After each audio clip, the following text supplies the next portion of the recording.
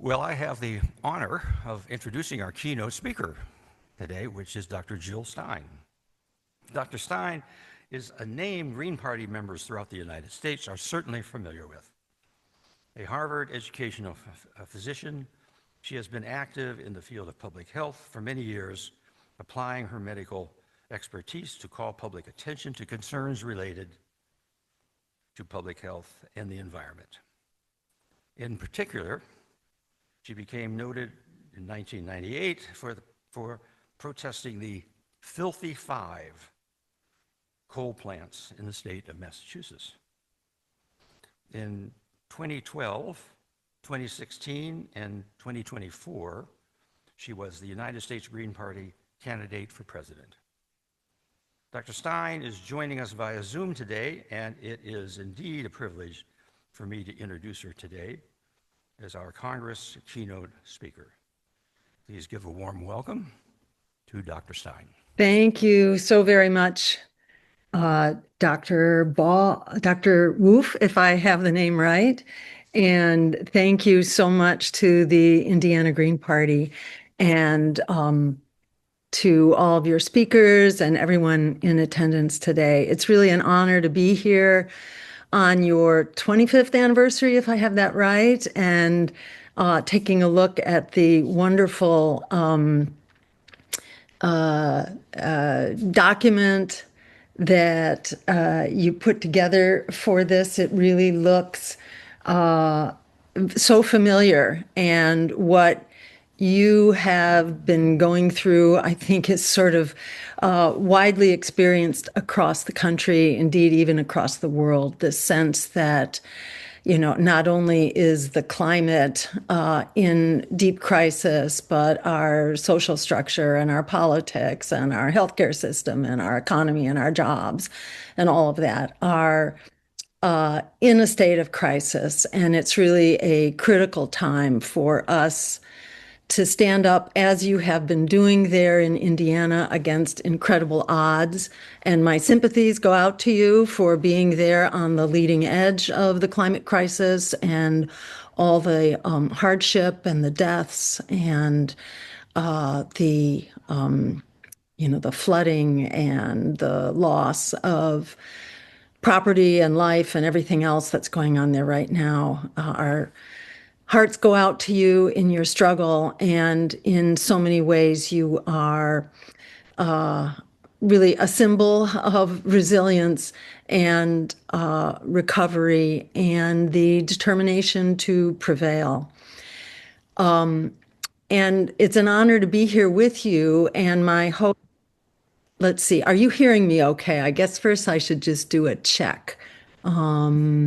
Can I see a thumbs up somewhere just to know? Your sound is good, yeah. Great. Okay. All right. Terrific.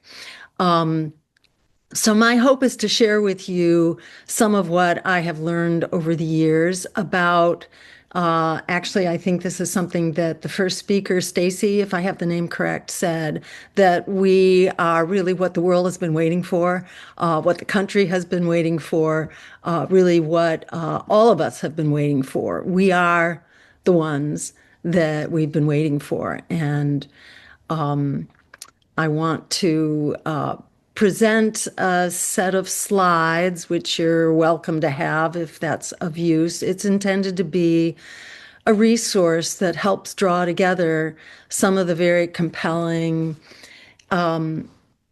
conditions that we face, some of the historic circumstances, and the real opportunity that we have right now for transformational change, which is more urgently needed than ever.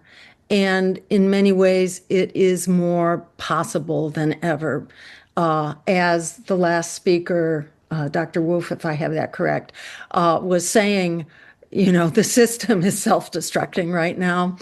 And it's time for a major intervention and a major change. And that is very much what we want to be able to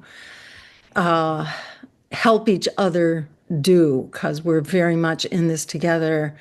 There's an effort to kind of keep our movements separated.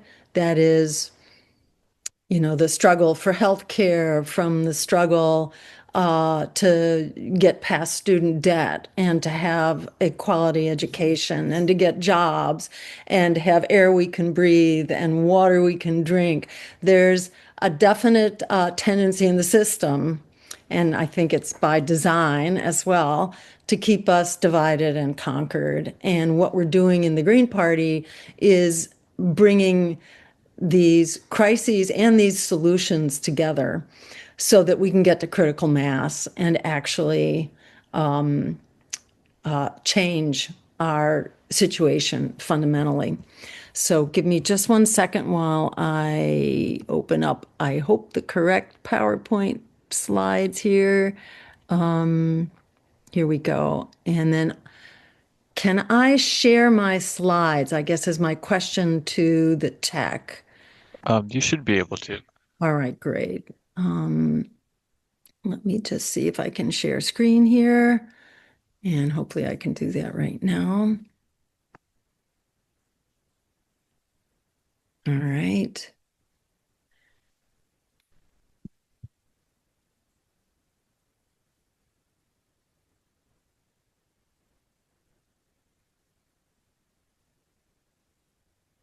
And let me just go into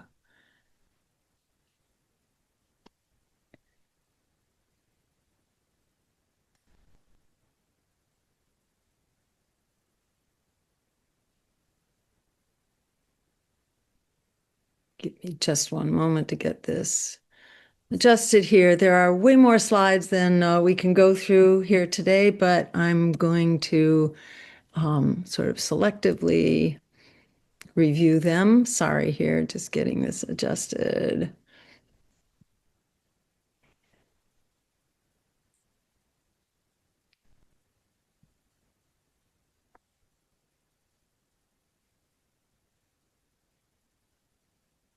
Let's see if that will do it. Are you, yeah, you're probably seeing the notes here in this view. Is that right? That's correct, yeah. All right, so let me go back and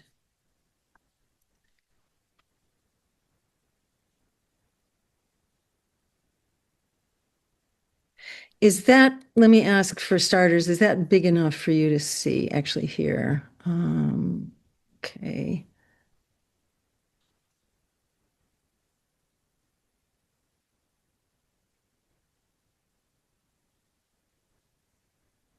I would say that looks good.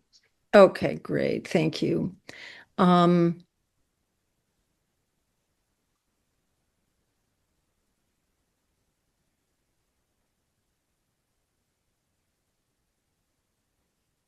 all right.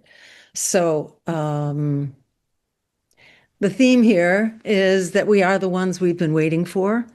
And as the empire falls down, we rise up for people, planet, and peace, which is another way of summarizing our agenda as Greens, our social justice, ecology, nonviolence, and grassroots democracy. We can also call that people, planet, and peace. And the key point here being that together we have incredible and unstoppable momentum. I want to open with this quote here from Gramsci, the political activist and philosopher who was active in Italy after the First World War. And he's often quoted saying, "The old world is dying and the new world struggles to be born. Now is the time of monsters." And as Greens, we would add, what's next is up to us. And what are those monsters? They are war, fascism, oligarchy, the rule of billionaires, the AI, tech brothers, and so on, and planetary destruction.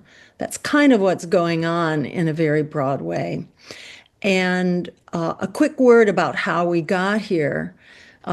This is Chris Hedges, as you probably recognize, interviewing this author, a Turkish woman, Eke Temelkiran, who's written a couple books shown here, How to Lose a Country, 7 Steps from Democracy to Fascism, and another one, A Nation of Strangers, rebuilding home in the 21st century.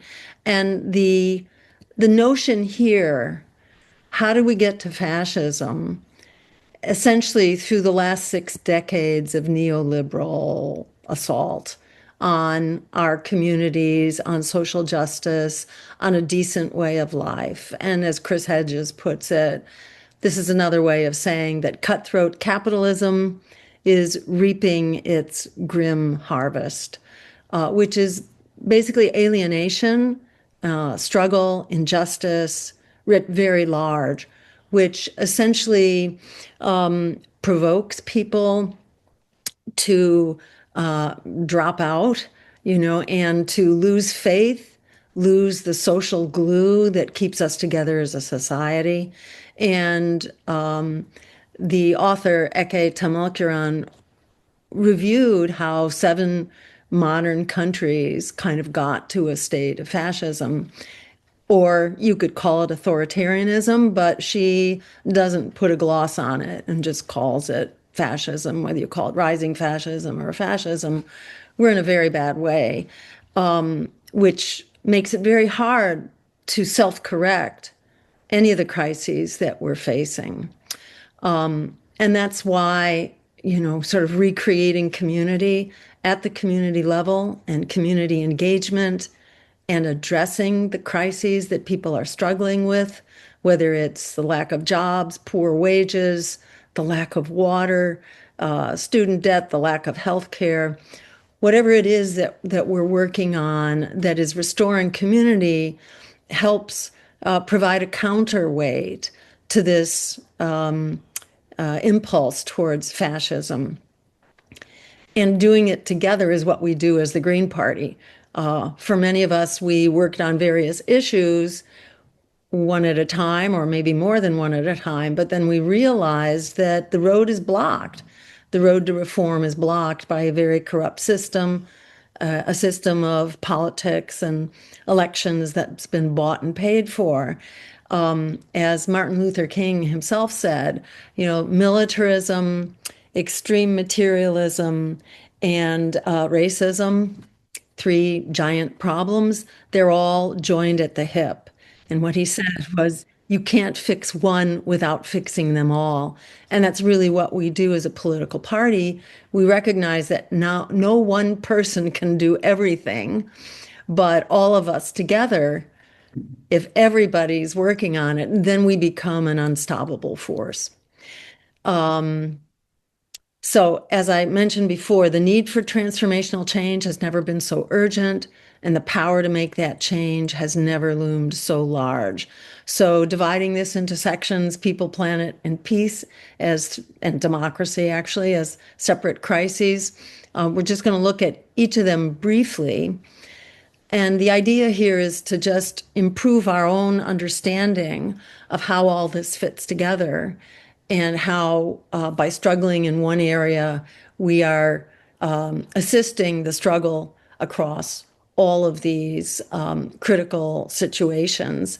So this is to help people understand things that they may not have time to follow or they may not be aware of, which all underscore really that we are the ones we've been waiting for. No one is going to do this for us.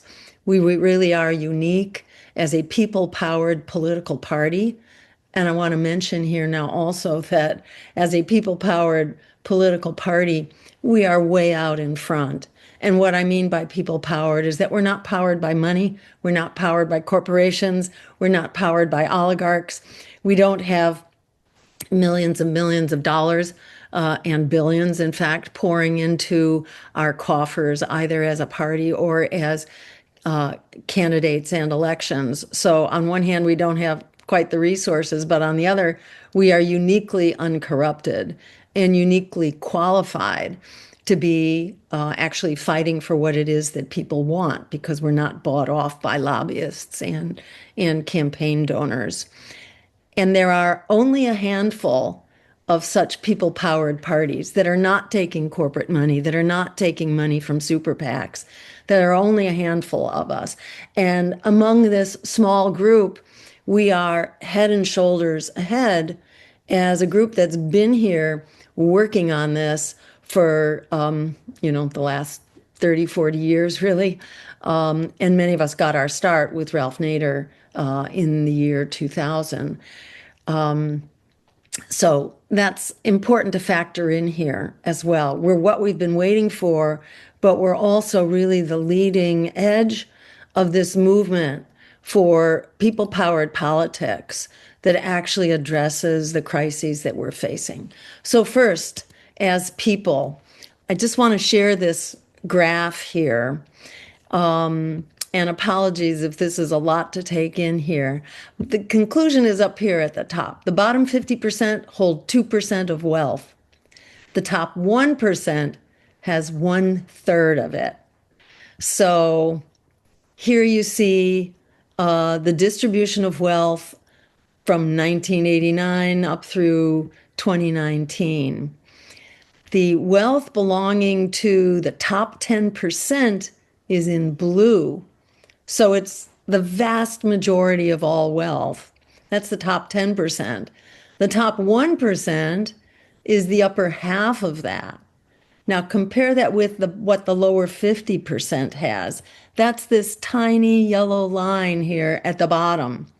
That's the component, the portion of wealth that's owned by the bottom 50%. This is actually, I think this is from a number of, shall we say, highly respected economic sources. And by the way, the references on all of this are contained in these slides. If that's of interest to you, you can look further into it if you want. But this information is not widely out there. People know that there's a crushing inequality, economic and social inequality. People are aware of that, but they're rarely aware of how utterly obscene and extreme this is. And that's kind of illustrated here in this graph by the fact that the bottom 50% is just squeezed into this little tiny piece of the pie, whereas the vast majority, in fact, over 50% of this, I think it's like 2/3, is going to the top 10%. So this is not a sustainable situation. And when people learn about this and the fact that our two political parties, the mainstream parties, have overseen this growing gap, you see, this is what it looked like in 1989. It was still pretty extreme back then, but not at all what it is now. And who's benefited? It's mainly the top 10% and especially the top 1%. And this has happened under Democratic and Republican rule, and even under Democratic control of both houses of Congress and the presidency.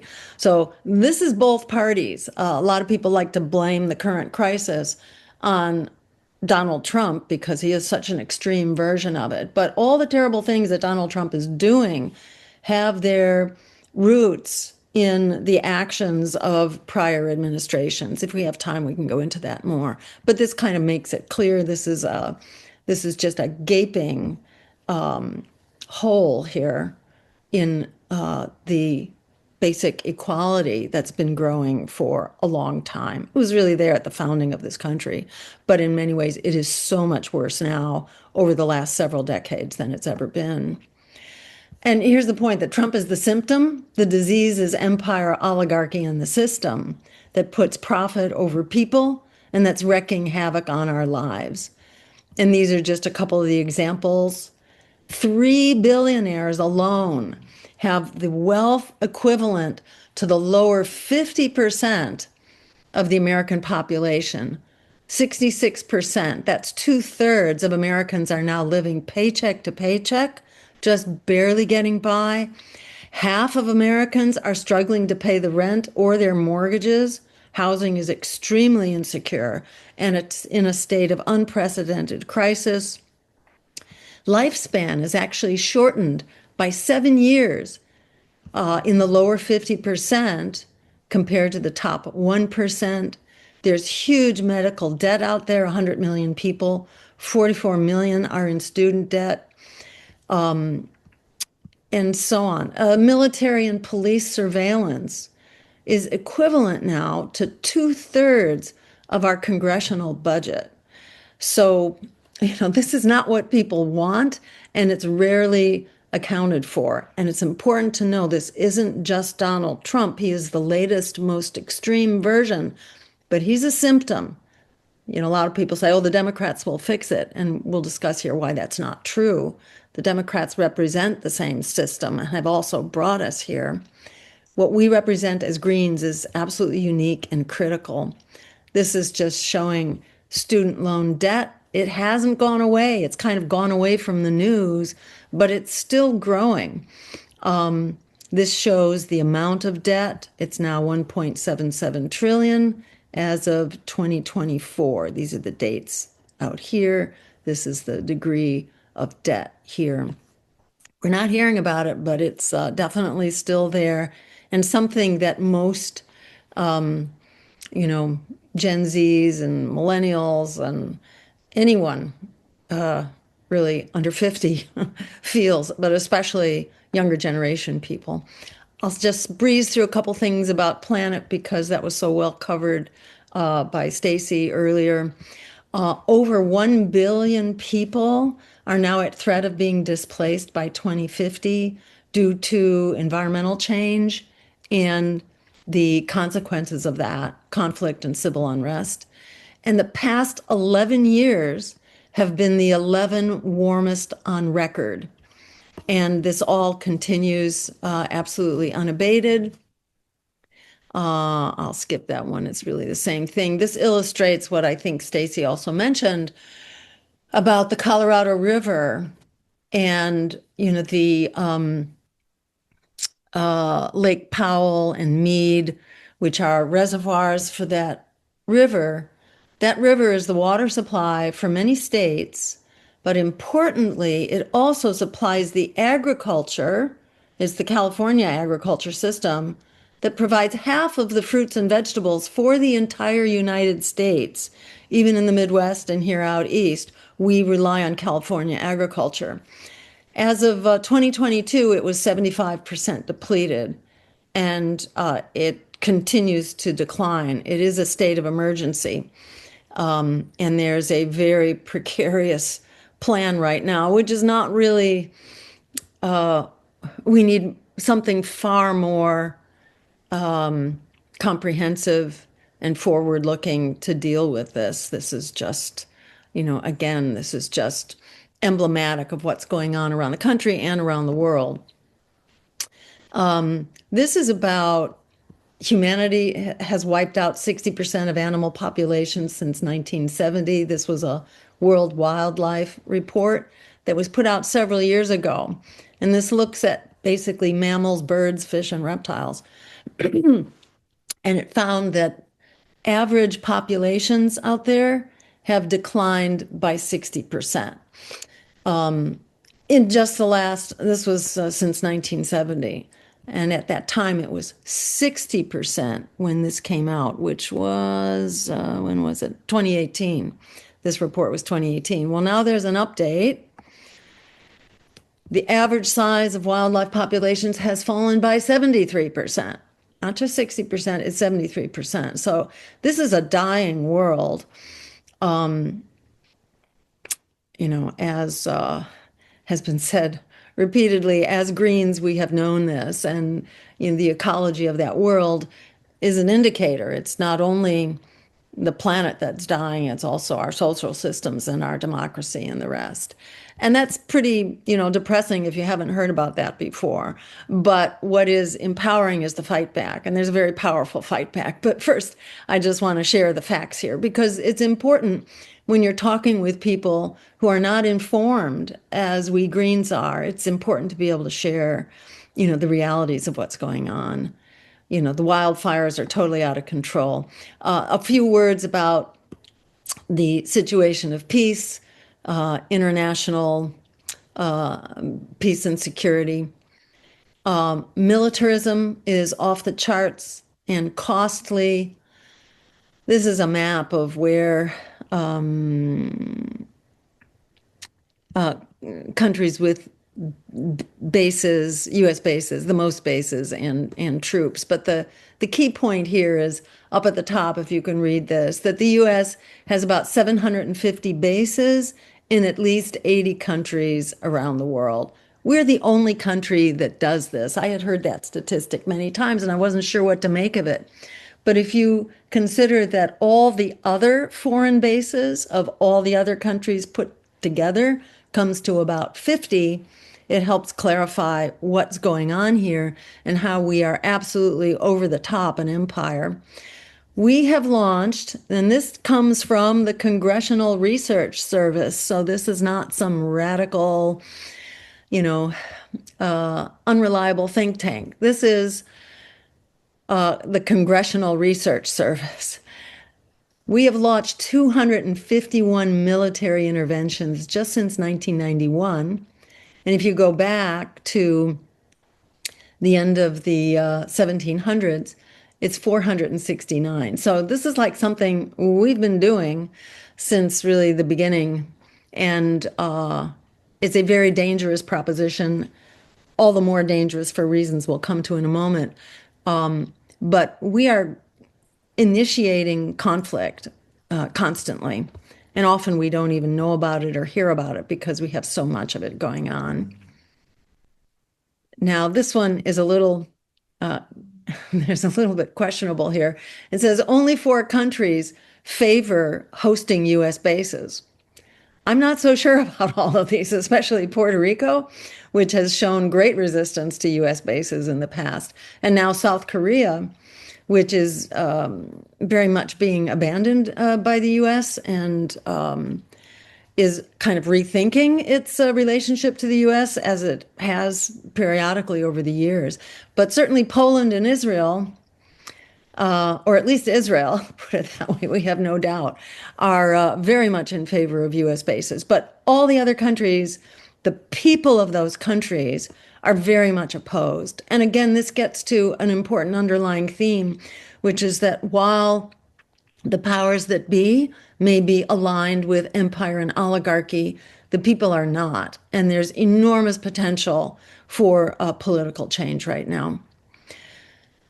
This is another global poll done by NERA, a very reputable polling agency. In fact, they don't like to make this data available because they're really kind of a very normie polling organization. So they don't like for information that is not supportive of the U.S. empire. They don't like for it to be seen. You really have to dig for this.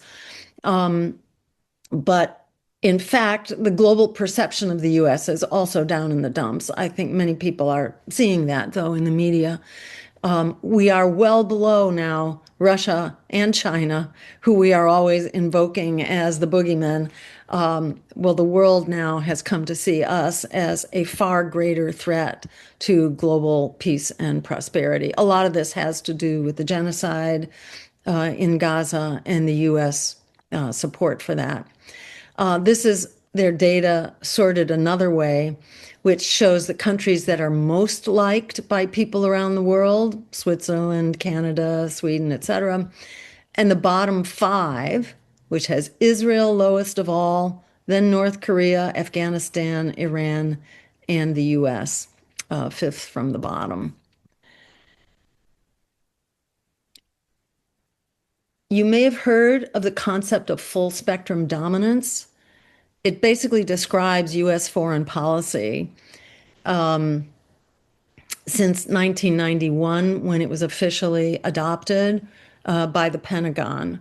And it became clear in plain language, plain English, what the goal of U.S. foreign policy is, and that's to fully dominate everywhere around the world, all potential areas of conflict, whether it's economic or resources or the sea or the air or Latin America or the Strait of Hormuz.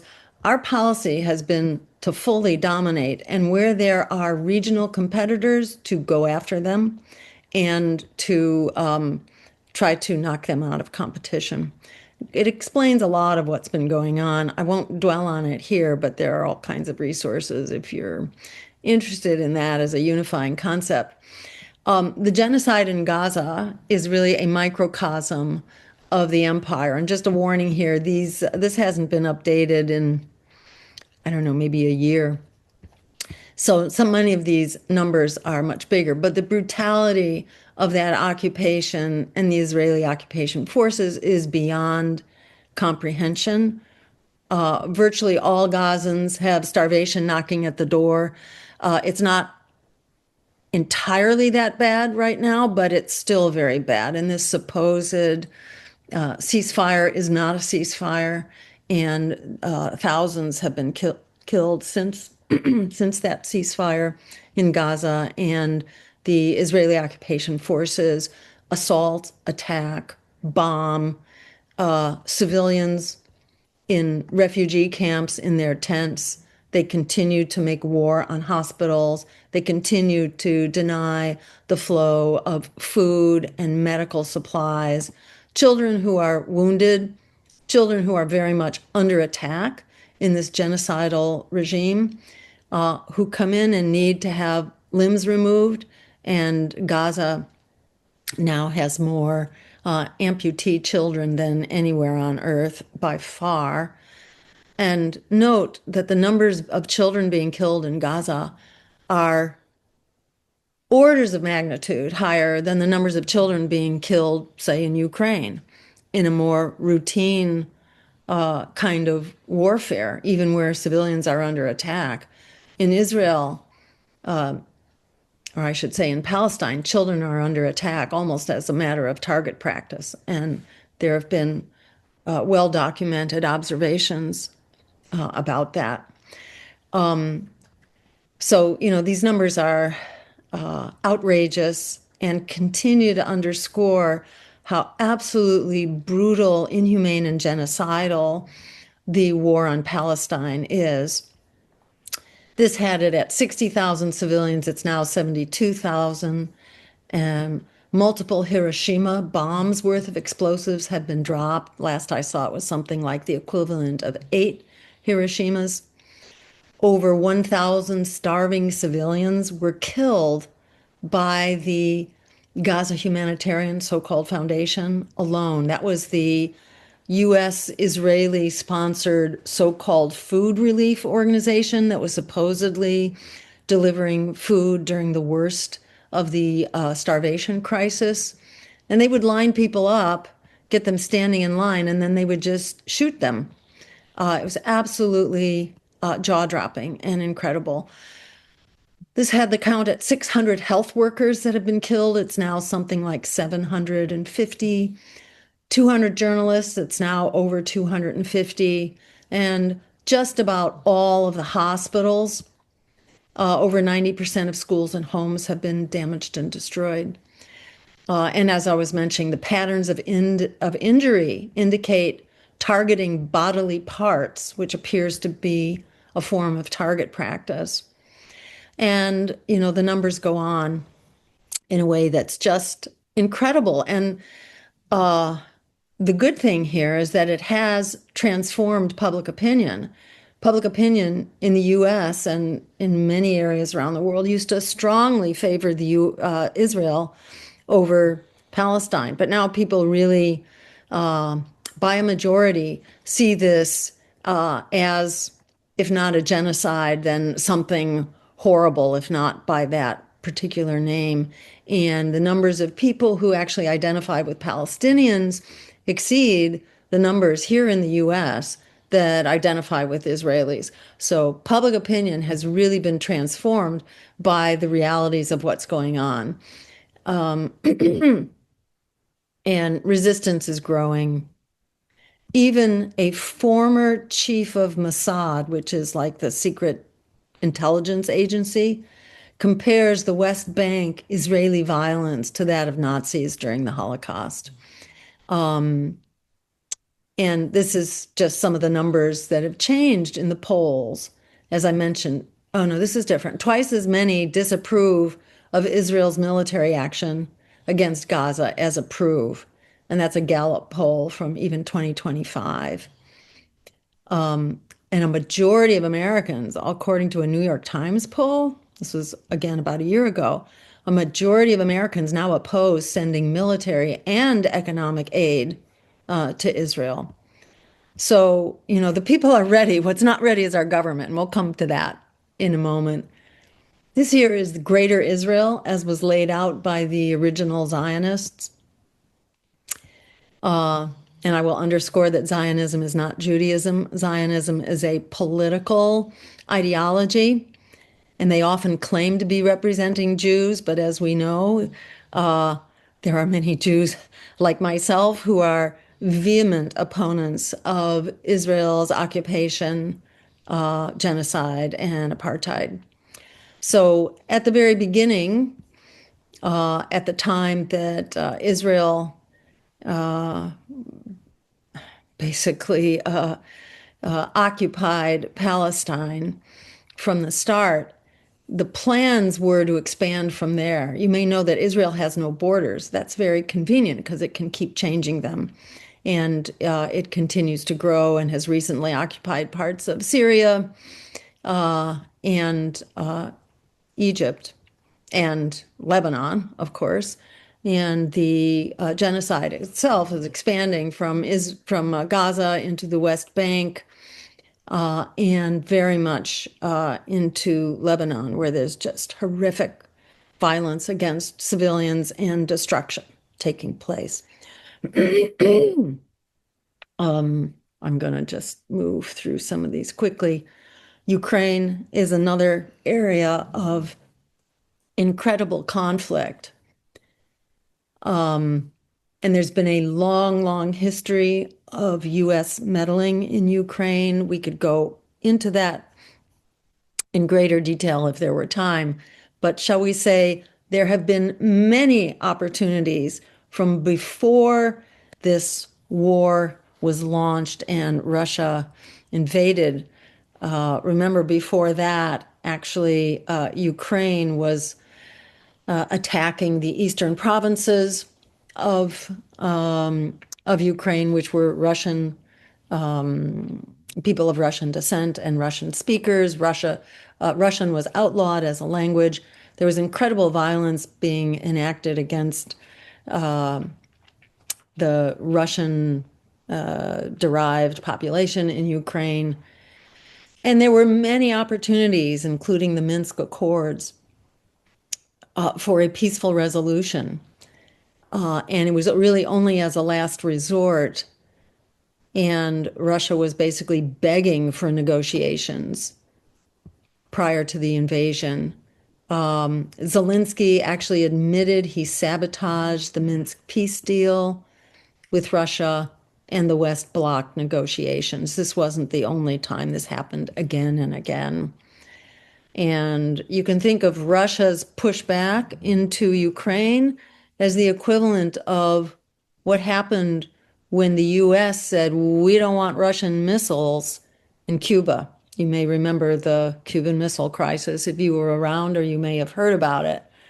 But it was, we went to the brink of nuclear war there because the U.S. was going to pull out all the stops to ensure that Russia did not have nuclear missiles on our border. Well, this is what NATO has been doing over the last many years, is putting nuclear compatible missiles. They don't have nuclear warheads, but you can switch out the warheads overnight. So they're as good as having nuclear warheads basically 10 minutes from Moscow, which means, they really can't be defended against. So that's the state of panic that Russia has been in, like we were with the Cuban Missile Crisis. More on that another time. The majority of Ukrainians want an end to the war as soon as possible, even if it means allowing Russia to keep the territory that it's taken. That's where a majority of Ukrainians are now. And that is this number here, this line here, which is now 69%, that want Ukraine to seek an end to the war as soon as possible. And the solid line here, which was 24% when this was done, wanted to keep fighting until Ukraine won. Not a popular point of view, especially when Zelensky has canceled elections for several years now, and people are being basically kidnapped off the street, and old men are being sent because their younger generation has mostly been sacrificed already to this. So it's a really horrific situation in Ukraine, and one which is becoming extremely explosive and potentially a nuclear conflagration, because the US keeps providing, and now Europe keeps providing long range weapons and missiles and drones and so on that are now attacking inside of Russia. And there are many observers now who are terrified that we are on the brink of nuclear war now because of how it's being provoked by the West into actual assaults against Russia. I won't go into each of these graphs, but they show that among the people of Europe now, the vast majority want a negotiated peace with Russia, including keeping conquered territory. These are the red lines here, the people who want negotiated peace. So you can see it is dominating, except in the UK, where it's not. But in all the other countries, it is people who want peace that are prevailing over people who want to keep fighting. So the people want peace. It's the bought off, sponsored by the weapons industry, political and economic elites that want to keep fighting, because of course it's not their blood. Democracy is also in crisis. The assault on our civil liberties, on speech, the right to protest, the right to privacy, the fact of surveillance. Money in politics is at an all-time high, absolutely off the charts. And it's Democrats as well as Republicans that engage in this. And when their candidates say, oh, we don't take corporate money, that's not the issue. I mean, that is an issue. But the much bigger issue right now is super PACs and dark money, which are flowing in freely. And they are not condemning and calling out super PACs, which we do as the Green Party. We disavow not only corporate money and PACs, but also super PACs, which aren't donating money, they're spending money independently. But this is now where the vast majority of dollars are now flowing through super PACs. That's how elections are now being bought. The rise of authoritarianism and fascism and ICE, and as I think Stacy mentioned earlier, AI and data centers are intimately connected with all of this. I'm not going to take the time to go into the details here, except a couple of these. Dark money has now hit an all-time high of 1.9 billion in the 2024 federal races. That was last time. Now it's even more. Democrats are actually leading in the dark money race. Dark money means you don't know who it came from. And there are indications now that dark money and super PAC money is pouring in from AI and crypto and the gaming industry, the gaming industry, betting in particular. These are like the new big guys on the block that are having enormous influence, and it will be very interesting. I mean, it's actually rather terrifying because they're buying off politicians who don't want to face that kind of an onslaught. So I'm going to just move ahead. Again, ICE and authoritarianism. ICE classically sweeps into homes without a judicial warrant. This is a big debate. Do they need a judicial warrant or do they need just an administrative warrant? They say that it can be issued by ICE, whereas I think the rules currently say that you need a judicial warrant, which they usually don't have. So they just break into homes and capture people. This makes the point that many of the people who've been charged with assaulting ICE agents have actually been assaulted by ICE agents. This shows one particular person, Jamie Diaz, an undocumented immigrant who was charged with assaulting a Border Patrol officer in Texas. But video footage actually showed that it was the officer who punched Mr. Diaz and then claimed it was assault. I'm dealing with a case like that myself right now, so I know how true this is. But, certainly the African American and Latino community has known that forever, that the police will plant incriminating evidence on you. They will accuse you of crimes against others and against themselves. So there's huge problem of police corruption and unbridled police power. A little bit of good news. This is too complicated to read here, but New Mexico actually back in April became the latest state to end cooperation with ICE. That doesn't mean ICE can't be there, but it means they're not cooperating with them and giving them information. So I'm going to skip now to the basic point here, which is political struggle. Three quotes to take great inspiration from. Frederick Douglass, who said, "Power concedes nothing without a demand. It never has and it never will. As an unbought political party, we bring that demand." Alice Walker said, "The biggest way people give up power is by not knowing we have it to start with." Well, the mainstream media doesn't want us to know that we have power, but as you've seen in some of the information here and some of the polling, we actually do have the power. And as Malcolm X summed it up, we're not outnumbered, we're out organized. And the name of the game is getting organized. And that is very much, what we're doing here today and what the Green Party of Indiana is all about. It's about getting organized to harness our power to salvage our future. If you think you're alone here in feeling like throwing in the towel in the U.S. political system, you are not alone. 63%, this is according to a very credible polling agency, 63% say major changes are needed. 14% say the entire system needs to be torn down. 19% say we could get away with minor changes. And 4% say it doesn't need to be changed. So, clearly we are in good company.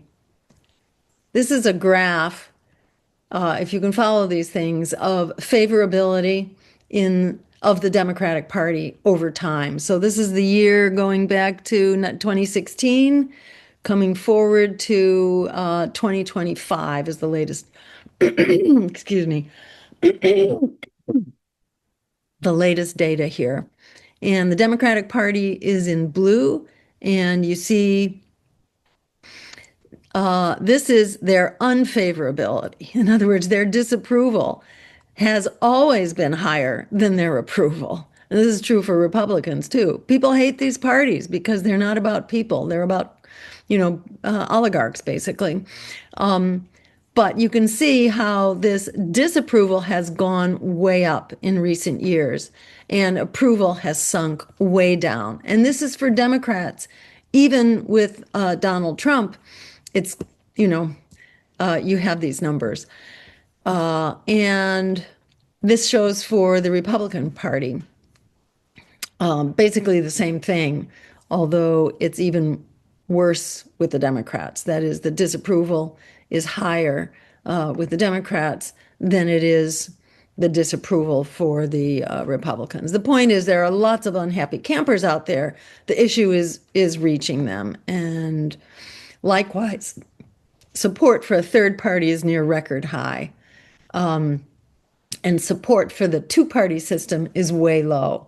62% saying, we need third parties and, we need other choices besides the terrible ones that we have. And 30% saying, oh, no, it's okay. And then I will conclude with this, wrap up here. So if there are any questions or comments, I know a lot of people couldn't be there today because of the emergency that you're dealing with, but if there are any questions or comments, feel free to chime in here. These are the results of the last presidential election, where we clearly emerged as the #1 people-powered party, looking at the presidential vote counts. So you basically had 3 parties with very similar agendas, and we're basically not powered, any of us, by corporate money. So here's our vote count, which was down by half from, let's see, my last race, which was 8 years ago. Excuse me. Let me just grab a quick sip here. All right. We doubled our vote over the last presidential election. We doubled it. That was the Howie Hawkins election. We came down from 4 years before that. But part of the reason for that is that the Democrats were pulling out all the stops to throw us off the ballot. They hired an army of lawyers to challenge our ballot status and our petition drives. They had what they called a war room to issue disinformation and lies and smears. They had a whole organization for that. And the budget for that was bigger than the entire budget for our campaign. So that's the kind of propaganda we were facing. And they also hired people to disrupt our campaigns. And they hired managers for infiltrators and spies. And they publicly advertised. We actually have screenshots of those advertisements. We suspected that was going on for a long time, but now we actually have proof of it.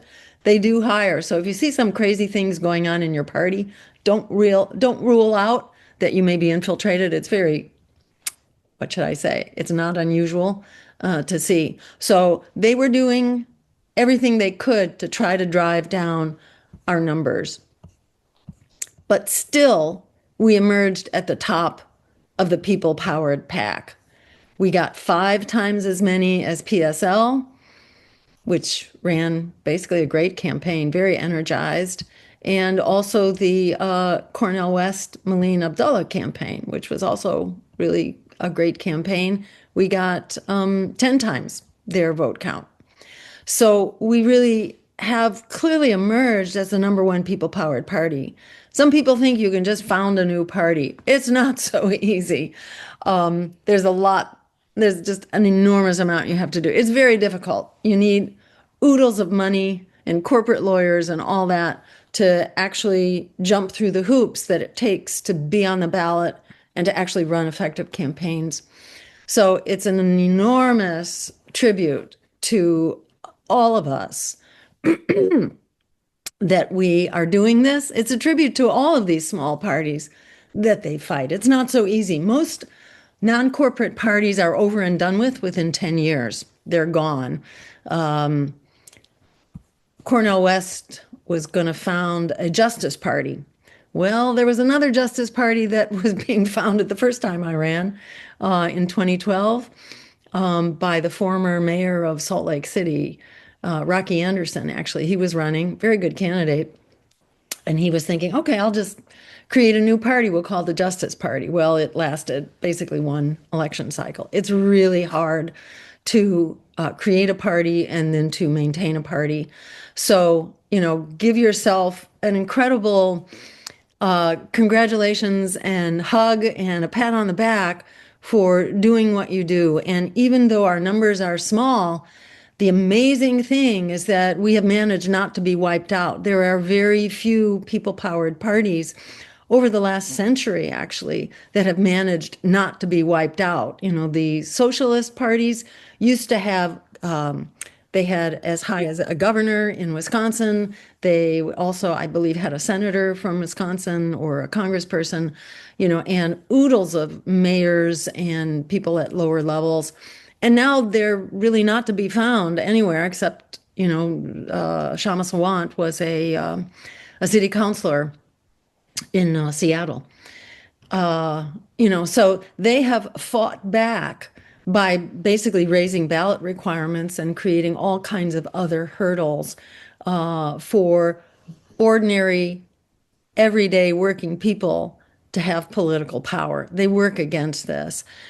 So it's an enormous achievement that we managed to fight against that. And in Indiana, you are fighting one of the worst ballot requirements, some of the most oppressive conditions for independent politics.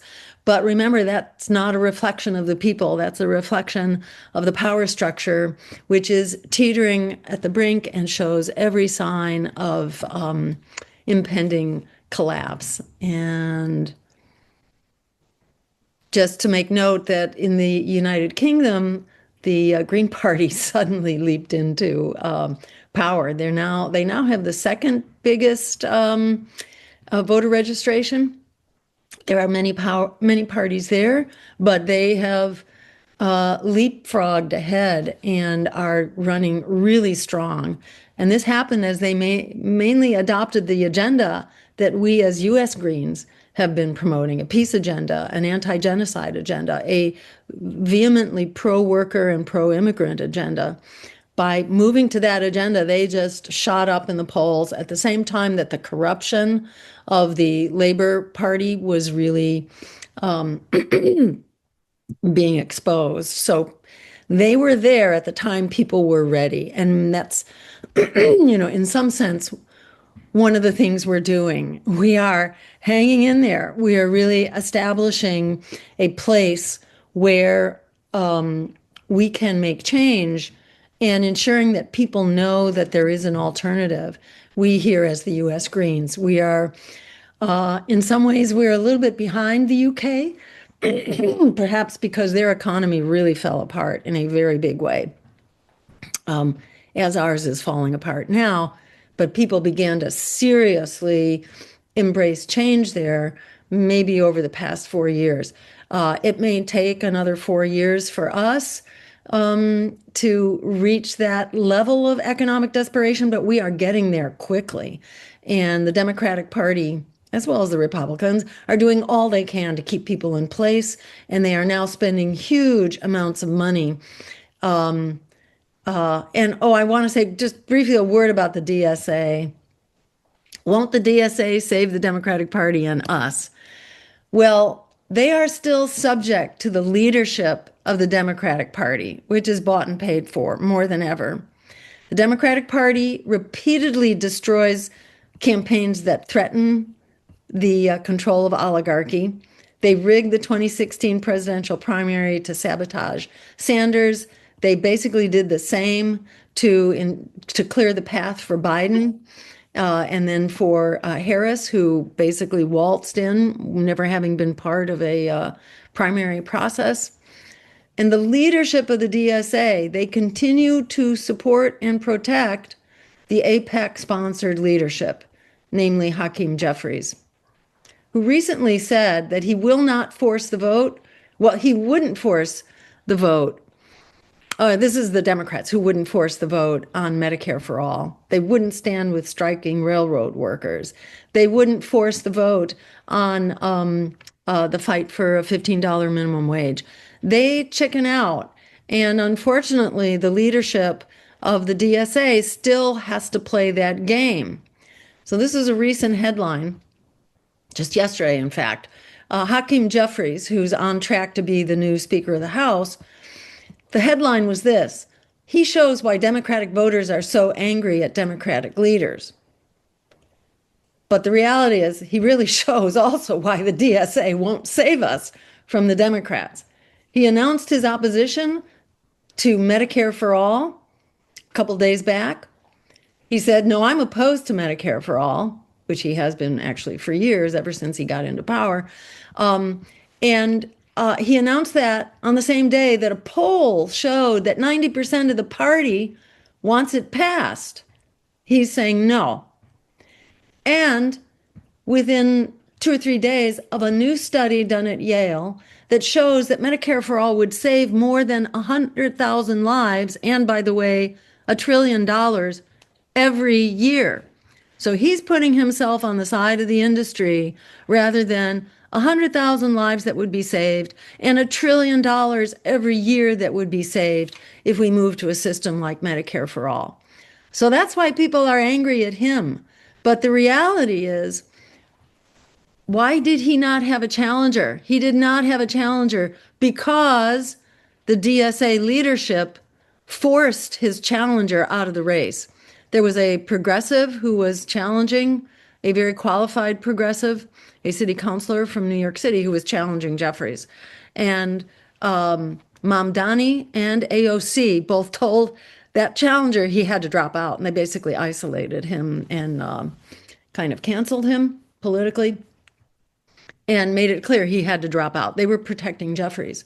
So by protecting Jeffries, they protect their own access to power, but it also means that the things that we're fighting for are never going to move ahead. And unfortunately, this basic situation doesn't change.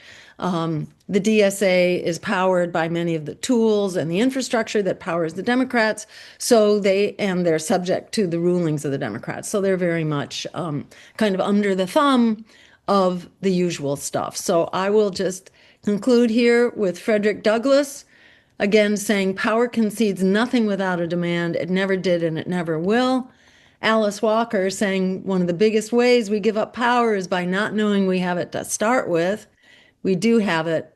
And as Malcolm said, we're not outnumbered, we're just out-organized. So we are here today to advance that organizing. And thank you so much for having me here to speak with you and to celebrate with you that we're doing that in Indiana as everywhere. Thank you so much. Thank you, Jill. Do you have a few minutes for questions? Oh, I absolutely do, and I'm sorry I used up all my time here. But yes, if you have time, I definitely have time because I'm here to to serve the cause that you are driving. So I greatly appreciate it. Anything I can do to help. So if anybody has any questions, please give your name so Jill knows who she's speaking to. Any questions?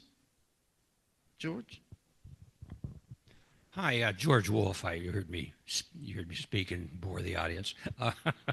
I'm wondering about your position on ranked choice voting and how we should move ahead with that.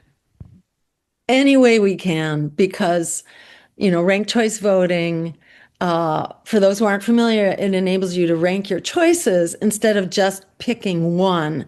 And when people pick one, so often they're just voting against the one they hate the most, as opposed to voting for what they want.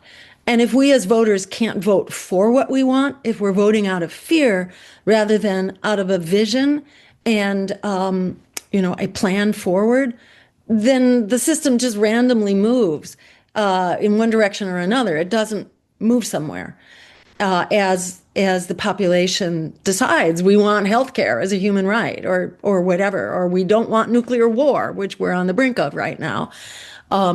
We need a system that's rational. And ranked choice voting, the way it works is if your first choice, you rank your choices, if your first choice doesn't work, basically your vote is then reassigned to your second choice, unless somebody already got a majority. If they got a majority, then there was no vote splitting and your vote didn't make a significant difference. But if the votes were divided among many candidates and nobody got to a majority, then ranked choice voting moves to a second round and the losers' votes are reassigned to those voters' second choices. And it's a great system. It is in effect in many cities and a couple of states. The state of Maine has it, and maybe one other, I'm not sure. But it's a big threat to the system. And you'll note that even the so-called progressive Democrats, they won't talk about it because they rely on scaring voters into voting for them.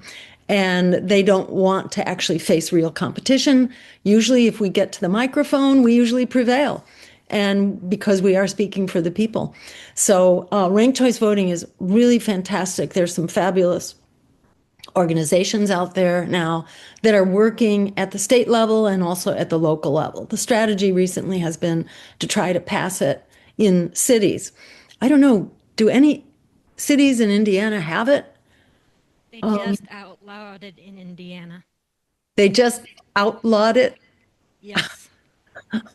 Oh my God.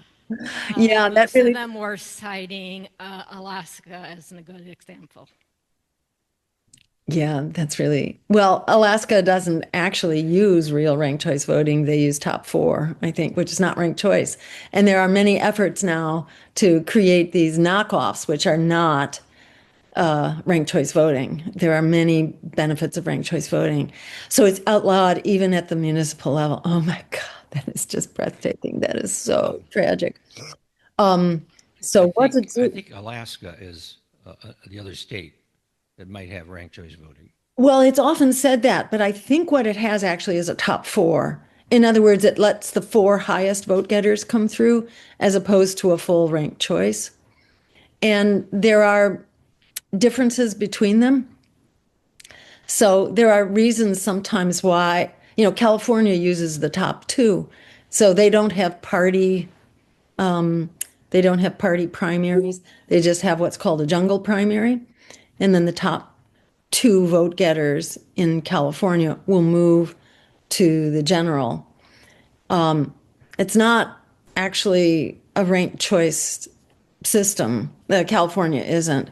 I'm not exactly sure how how exactly Alaska works, but my understanding is that it's a top four system, which is not quite ranked choice. I think it takes the four highest vote getters. I'll look that up actually, and I'll let you know before the meeting is over. I'm curious, but they find all kinds of crazy reasons, not to allow it because they're terrified that if we're actually given the liberty of voting for what we want instead of against what we hate, that they're going to lose. So that's really tragic to hear that it's been outlawed there, but I'm not surprised because they've been fighting it tooth and nail. Yes, Sarah's correct that the Republican legislature did outlaw ranked choice voting, but the irony is that the Republicans use ranked choice voting within their own party. That's right. That's right. The Republican National Committee uses it. That's correct. Yes, as do many organizations. So it's a really great thing. I don't think that fight is over, put it that way.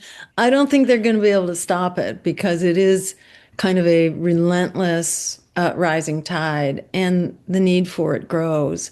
That and public financing of elections, which is really, Mom Donnie, who had this amazing win in New York City. He was the beneficiary of both of those. They had ranked choice voting in their primary. In New York City, they allowed ranked choice voting only in their primary, but they wouldn't allow it in the general. So they want the benefits of it as the Democratic Party, but they don't want the benefits of it for, the entire electorate. Another case in point. But they also had significant public financing. It might be a 8-to-1 match or something like that. It's a substantial amount of money. You don't have to have the same amount of money or more, but you have to have a certain critical threshold of money to run effective campaigns in this day and age. Or you need lots of people with a lot of time on their hands who can do door knocking. It's not impossible. And this is really the rationale, I think, for running in local races on issues that are of really critical burning importance to people, because as Greens, we stand up against data centers, for example, and against ICE, protecting our water supply, our air quality, et cetera, things that are often really huge issues locally. And if you have a small enough district that you and a couple friends can door knock and actually talk to people, that's how you begin to break through. Greens actually have a very good track record on local races, a record of, a high number of our candidates actually win locally and a very high number win re-election. The recent Green Party national meeting that was held in Chicago, I don't know if how many were able to get there, but there are videos of all of the presentations and the workshops. Although the one about our numbers, our actual electoral results, that may not be up yet because that was sort of our business meeting, which was not being broadcast. I actually don't know if that one's up there, but I do recommend going to the National Green Party's YouTube page and watching the presentations, which were really pretty awesome. Any other? Yeah, Jill,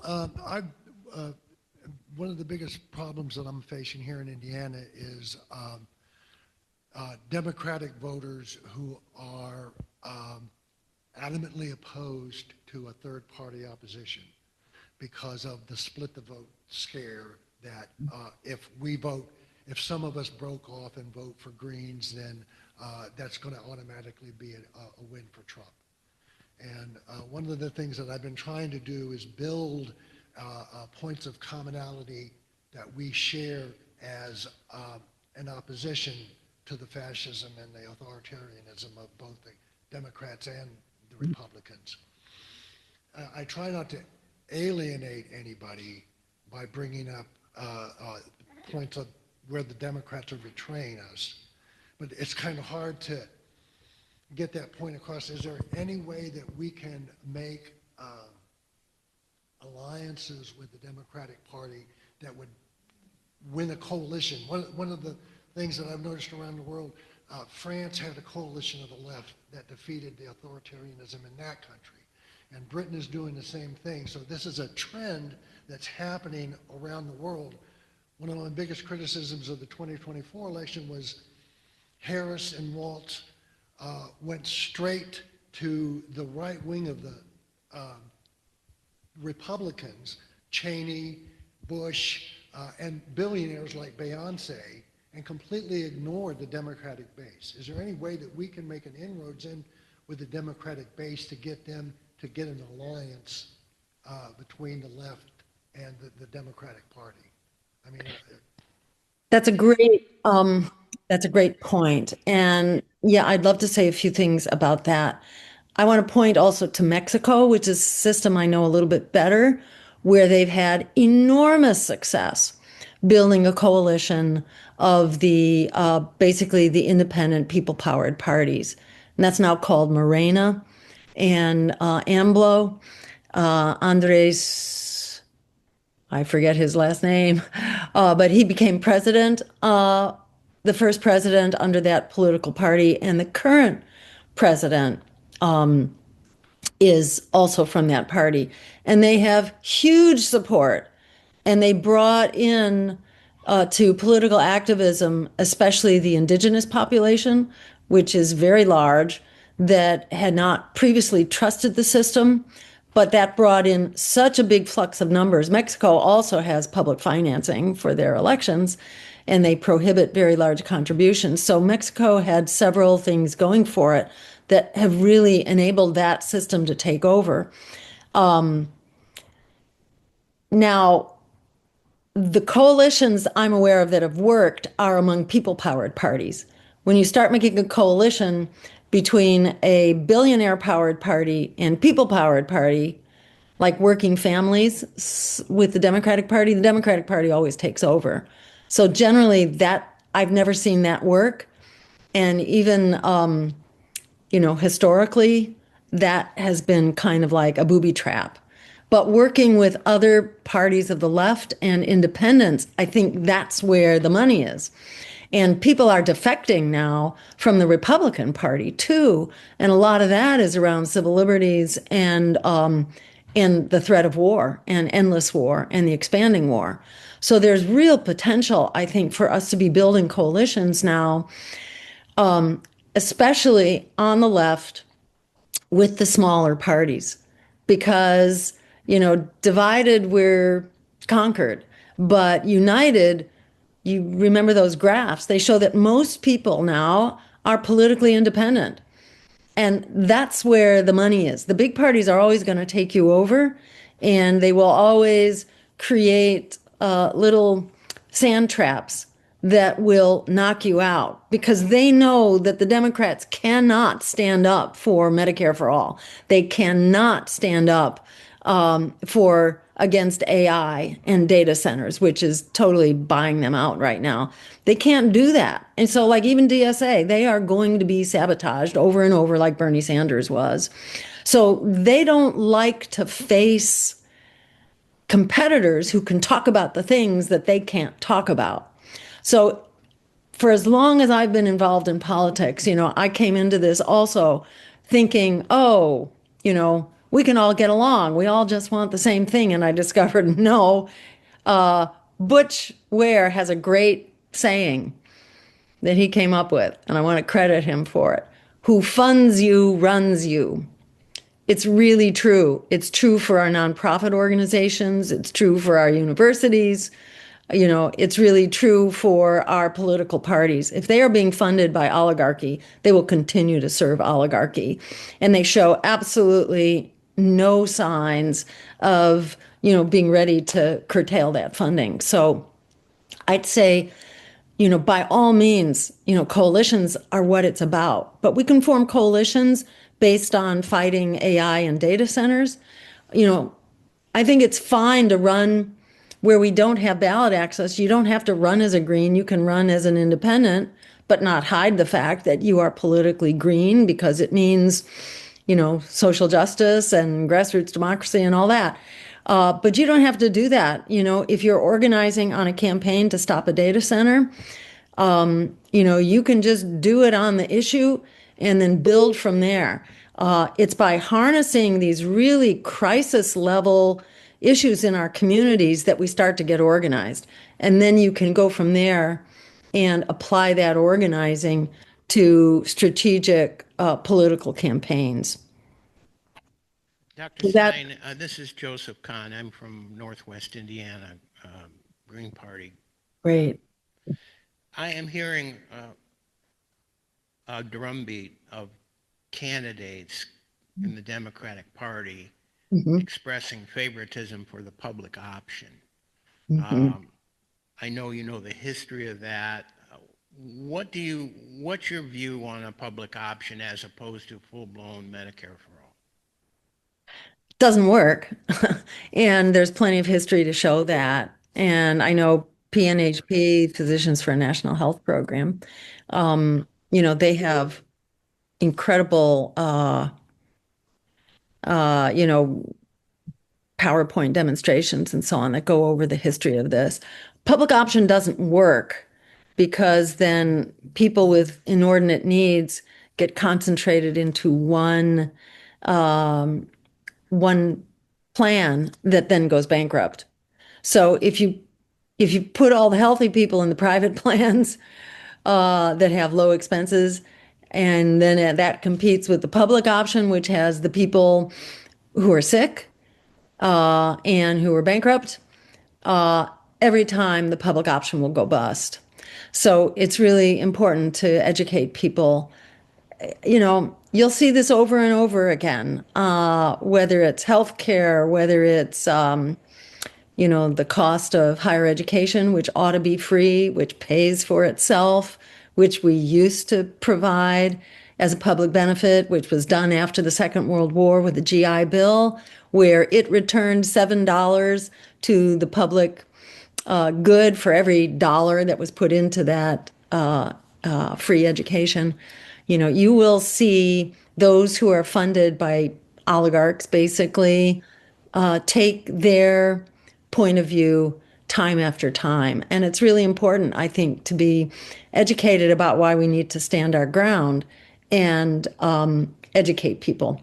And there's no shortcut, unfortunately, but if you're talking about things that people are really desperate about, and that's like healthcare, for example, there already is a majority nationally, as that recent poll showed, And you could point that poll out to people who are going for the public option. You can just point out to them that unfortunately history shows us that will go bust, and then it'll be used to undermine future public funding for such a program, and it will limit the nature of any kind of public provision of health insurance. And to underscore for people that this pays for itself. It doesn't cost us money. It actually saves us money, $1 trillion a year, according to this study that was just put out like 2 days ago by Yale. So there's really good evidence out there. That's why it's really important, I think. It's hard to defend an agenda that departs from business as usual. It's very hard to defend our agenda from the goodness of your heart. And that's partly why I have been putting together this PowerPoint over the years to help educate people about kind of the arguments that make our solutions not just okay, but in fact, the only real way forward. Thank you, Jill. Any questions from online? No? Mary, did you have a question, Mary? Oh, okay. Oh, okay. Yeah, Jill, how can we get you to live forever? That's my question. Just be there, just like we all have to do this together and be on a team and continue the work, because we all get picked off. Empire is a very aggressive creature on its way down. But remember, it is on its way down. And so it will try to silence us. It will try to shut us up. It will try to force us into, political exile so that we get too depressed to go on. But in fact, it's really important to see that we are winning here in the court of public opinion. We are winning. Our policies are winning. Who started Medicare for All? As a public discussion, it was Ralph Nader in his run for president as a Green. Where did the Green New Deal come from? As Stacy was saying early on, the Green New Deal is really what we need. We need really transformative solutions that create jobs at the same time that they're solving the climate crisis. We came up with that. And who hijacked it? AOC tried to pretend it was theirs. It belonged to her. And suddenly she was promoting it and then buried it. That's what they always do. They're doing that now on Gaza and the genocide. They're pretending like, oh, they're going to lead the charge to stop this genocide, if only, kind of wishful thinking. So it's really important for us to, as Alice Walker said, recognize the power that we have. We are winning in the court of public opinion, whether it's on ranked choice voting, whether it's on, Medicare for all, whether it's free public higher education. Remember, we were ridiculed for that when we started advocating for that in 2012. Free public higher education and abolishing student debt. They got a big laugh out of that. That was a whole episode on John Oliver. And then within 8 years, the Democrats were advocating for that too. So, it's important for us to recognize we're winning. It's kind of like under the radar, but we are winning in the real court of public opinion. And our job is to keep it going and to just double down, because Empire's on its way out and there will be a replacement. And what that replacement is depends on what we do right now.